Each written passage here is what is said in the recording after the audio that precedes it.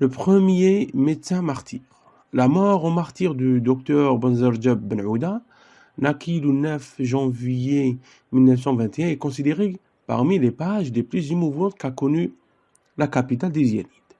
D'abord, après avoir obtenu son diplôme en médecine en 1948, le martyr retourna à Tlemcen, sa ville natale, où il prodigua les soins aux malades à son domicile. Les ordonnances qu'il délivrait étaient rédigées en langue arabe. Par ailleurs, il a choisi qu'il profite de son statut de médecin pour se livrer à ses activités révolutionnaires dans le plus grand secret, puisqu'il recevait les moudjahidines à son cabinet en tant que malade et en profitait pour leur communiquer les instructions émanant des instances centrales, de même qu'il s'empressait souvent de fournir les secours aux moudjahidines dans les maquis.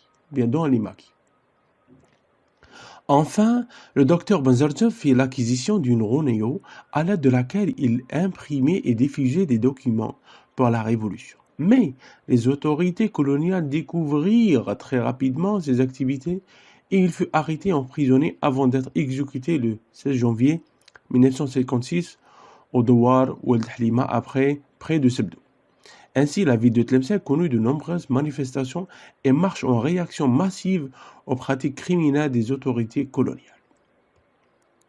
Donc, dans ce texte, on essaye de parler d'un personnage, un personnage révolutionnaire. Ça veut dire qu'il a participé à la révolution, ou bien à la guerre d'Algérie.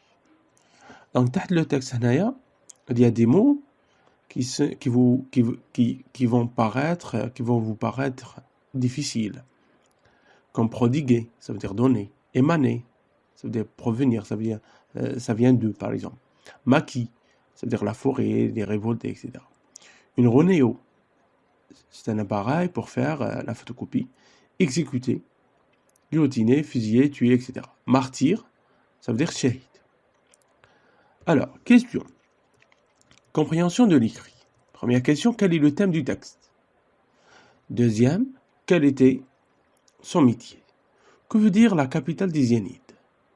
Quel était son rôle dans la révolution algérienne? L'auteur, est-ce qu'il décrit, il explique ou bien il raconte? Choisit la bonne réponse.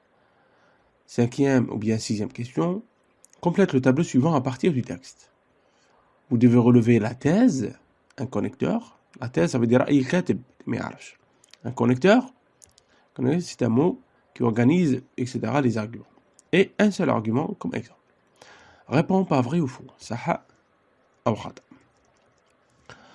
Alors, on regarde les phrases. Banzarjab Ben Ouda obtient son diplôme de médecine en 1942. 2. Elle recevait les moudjahidines dans sa maison. Le docteur avait une imprimante 3D pour imprimer les documents. Donc ici, on répond pas vrai ou faux. Question suivante. Relève du texte 3 mots appartenant au champ lexical du mot guerre. Ça veut dire الحق المعجمي تاع كلمة حرب. On خرج من التexte. Regardez cette phrase. Il fut arrêté et emprisonné avant d'être exécuté. Le mot souligné veut dire interpellé, tué ou bien libéré. Question suivante. À quoi renvoient les deux mots soulignés dans le texte? Vous avez il et l'heure. On va essayer de les voir dans le texte. Alors vous avez il et vous avez l'heure. Donc essayez de revoir ou bien de lire bien le texte et trouver à quoi renvoient ces deux mots.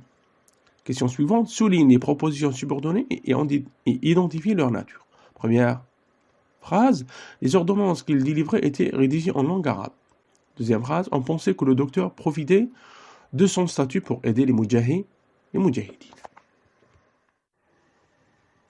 Question suivante, conjugue les verbes entre parenthèses au présent du mode qui convient. Ça veut dire, en 4e année, dans le premier projet, nous avons étudié 2 modes. L'indicatif, où il y a le subjonctif, et ça, vous allez lire les 2 phrases et essayer de conjuguer.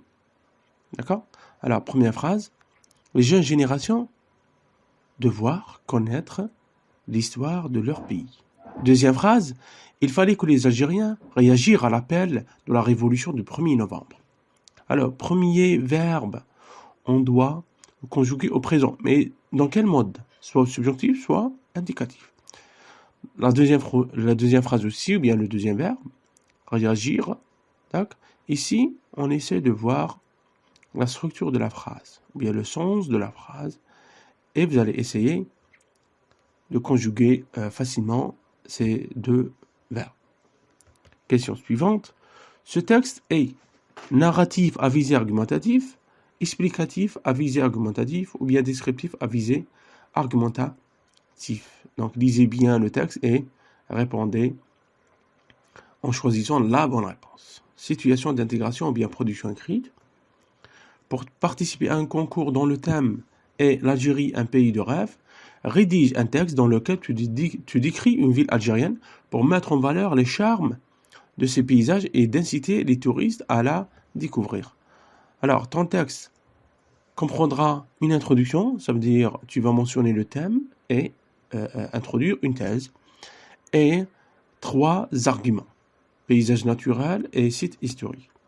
Et si vous voyez bien dans cette production écrite, je vous ai mis ici une conclusion. Pour toutes ces raisons, Tipaza est la destination parfaite pour découvrir la beauté de l'Algérie. Ça veut dire ici le thème qu'on va aborder dans ma production écrite, je vais parler de Tipaza. Voilà.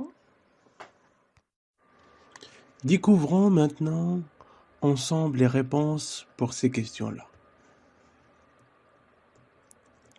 À la première question, quel est le thème du texte? Donc si on lit bien le texte, l'auteur il parle de la vie du docteur Banzarjab Bounouda. Deuxième question, quel était son métier, docteur en médecine? Alors, regardez ici, dans ce paragraphe, on parle de son métier. Donc, ça veut dire, d'abord, après avoir obtenu son diplôme en médecine, le martyr retourna à Tlemcen, sa ville natale, où il prodigua les soins aux malades, ça veut dire c'est un médecin. Troisième question, que veut dire la capitale des Zianides? C'est la ville de Tlemcen. Vous la voyez ici. Regardez ici. Donc regardez ici. La capitale des Zianides. Et après il dit, l'auteur il parle de Tlemcen, sa ville natale. Donc les Zianides, la capitale des Zianides, c'est ici, c'est Tlemcen. Quatrième question, quel était son rôle dans la révolution algérienne? Il communiquait les instructions émanant des instances centrales aux Moudjahidines et leur fournissait des secours, ou bien des secours, les soins, etc. Donc, si on lit bien le texte, on va trouver cette réponse dans le texte, dans un des paragraphes. Cinquième question, l'auteur, est-ce qu'il décrit, ou bien il explique, ou bien il raconte? Dans ce texte, l'auteur, il raconte. Pourquoi il ne décrit pas? Parce que ici, le thème abordé dans ce texte, il fait partie de l'histoire. Et l'auteur ici, il utilise une narration pour argumenter, pour démontrer quelque chose. Alors, sixième question, complète le tableau suivant à partir du texte. Donc, la thèse, un connecteur et un argument. Alors, la thèse, vous allez la trouver au début de ce texte, ça veut dire dans l'introduction. La mort en martyr du docteur Banzarjab Bounouda, considérée parmi les pages les plus émouvantes qu'a connues la capitale des Zianides. Un connecteur, on relève, il y a combien de connecteurs dans ce texte? Il y a d'abord, par ailleurs, enfin, voilà, vous avez 3 arguments, donc 3 connecteurs, on essaie de relever un seul. Et un seul argument, il a choisi qu'il profite de son statut de médecin pour se livrer à ses activités révolutionnaires dans le plus grand secret. Donc lorsqu'on vous demande de relever un connecteur, bien un argument, allez directement dans le texte et relevez ce qui est demandé. Réponds pas vrai ou faux. Alors regardez ici, vous avez 3 phrases. Banzarjab Bounouda obtient son diplôme en médecine en 1942. Donc la réponse est faux. C'est en 1948 qu'il a obtenu son diplôme de médecine. Deuxième phrase, il recevait les moudjahidines dans sa maison. C'est faux. Il recevait les moudjahidines dans son cabinet. Troisième phrase, le docteur avait une imprimante 3D pour imprimer les documents. Non, il n'avait pas d'imprimante 3D, mais il avait une Ronéo. C'est un appareil qui imprime les documents pour la Révolution. Une autre question, relève du texte 3 mots appartenant au champ lexical du mot guerre.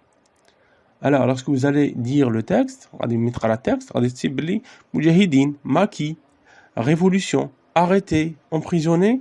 Ça, ici, alors ces mots, ils ont un lien avec le mot guerre. Une autre phrase, ou bien une autre question, il fut arrêté et emprisonné avant d'être exécuté. Le mot souligné veut dire interpellé, ou bien tué, ou bien libéré. Donc, tuer, c'est le synonyme de exécuter. À quoi renvoient les deux mots soulignés dans le texte? Le pronom il renvoie à Bazar ibn Uda, et leur renvoie à mot Moudjahidine dans le texte. Nous allons à la question suivante. Il nous demande de souligner les propositions subordonnées et identifier leur nature. Là, vous avez ici deux phrases. Les ordonnances qu'il délivrait étaient rédigées en langue arabe. Et deuxième, on pensait que le docteur profitait de son statut pour aider les moudjahidines. Alors la première phrase, elle contient une proposition subordonnée relative pour corrélative, parce que le que ici, c'est un pronom relatif, et il est précédé par un groupe nominal qui est présenté sous forme d'antécédent. Alors les ordonnances, c'est antécédent, et qu'il délivrait, c'est la proposition subordonnée relative. Tandis que la deuxième phrase, c'est une phrase complexe, elle comporte une PP, ça veut dire en pensée, et une proposition subordonnée conjonctive complétive. Pourquoi conjonctive? Parce que le que ici, n'a que mariage pronom relatif, la conjonction de subordination. Et complétive, pourquoi complétive? Parce que elle dit que le docteur profite de son statut pour aider, elle a la fonction de COD, donc elle complète le verbe. Nous allons à la question suivante. Conjugue les verbes entre parenthèses au présent du mode qui convient. Donc, la première, le premier verbe, c'est le verbe devoir, on le conjugue au présent de l'indicatif. Et le deuxième, on le conjugue au présent du subjonctif. Pourquoi subjonctif? Parce que ici, on a une phrase impersonnelle et voilà, il fallait que ici, ça exprime une obligation, donc c'est pas nécessairement réalisable, mais voilà, donc ce verbe, il est conjugué au subjonctif présent. Alors, devoir, ça devient doivent, ENT, parce que le sujet ici, ou bien le groupe nominal sujet, ici, il est au pluriel. Et dans le deuxième, le groupe nominal sujet ici, c'est algérien. C'est pas il. On conjugue pas le verbe avec il, parce que il ici, c'est un pronom impersonnel. Il indique aucune personne. Une autre question, ce texte est narratif à visée argumentative, explicatif à visée argumentative ou bien descriptif à visée argumentative. Donc, on répond par narratif à visée argumentative. Donc, l'auteur il utilise la narration